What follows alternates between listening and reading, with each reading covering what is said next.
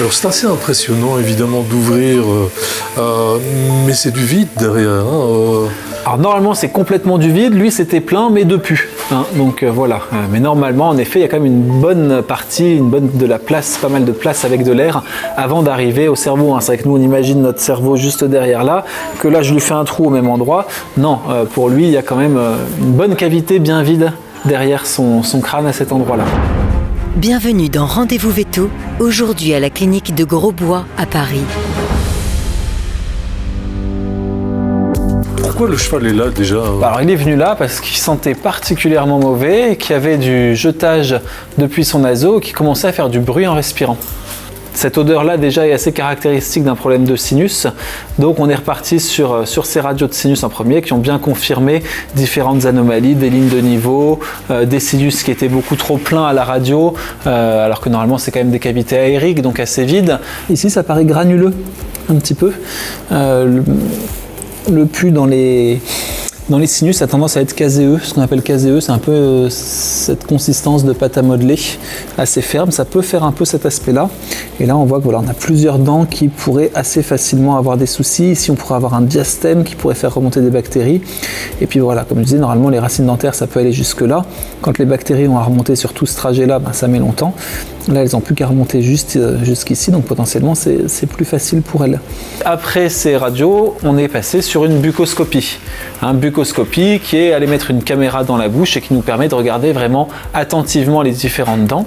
Et là, qu'est-ce que vous avez détecté à cette buccoscopie? Du coup, sur cette buccoscopie, on a eu plusieurs anomalies.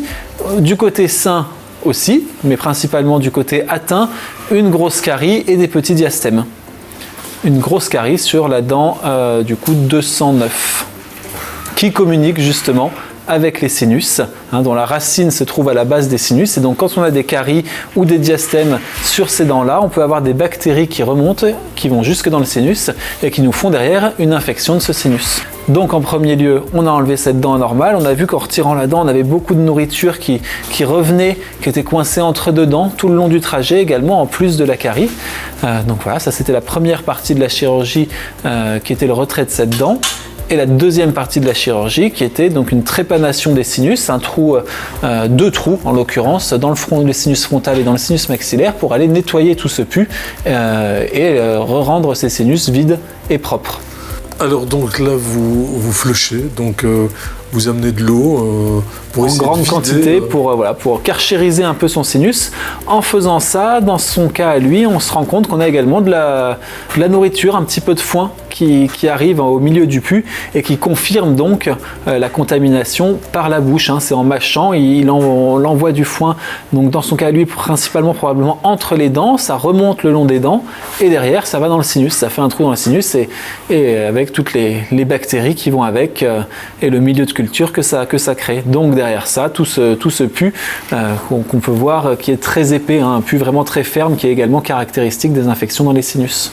Qu'est-ce qu'on pourrait tirer comme conclusion ici, puisque c'est un cas relativement intéressant, l'entretien des dents régulier Oui, alors lui c'est un vieux cheval, donc l'entretien des dents n'a pas posé de soucis à quelque moment que ce soit.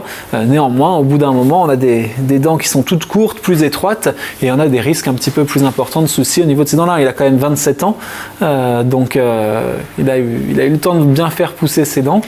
Mais voilà, par contre, ce qu'on pourrait retenir, c'est un cheval qui a vraiment une très forte odeur quand il respire, du jetage par un seul naseau, du jetage purulent généralement, ou qui fait du bruit en respirant. Ça, c'est des choses qui peuvent amener à se poser des questions sur les sinus. Alors le post-op, Martin, pour ce cheval? Du coup, il va passer quelques jours à la clinique pour lui faire des lavages de sinus, une série de lavages de sinus pour aller chercher les petites bactéries qui resteraient à droite à gauche, les petits morceaux de pus qui resteraient à droite à gauche et qu'on n'aurait pas pu atteindre. Voilà, donc 5 jours avec des lavages de sinus à la clinique, une quinzaine de jours sous antibiotiques, mais voilà, au bout de 5 jours, il retourne chez lui. Au bout de 2 semaines, on retire les points de suture. Il y aura une gestion également dans son cas de l'endroit où on a enlevé la dent, donc juste juste des contrôles à prévoir pour s'assurer que maintenant qu'il n'y a plus de dents, il n'y ait pas non plus de l'aliment qui remonte également pour aller se retrouver dans le sinus.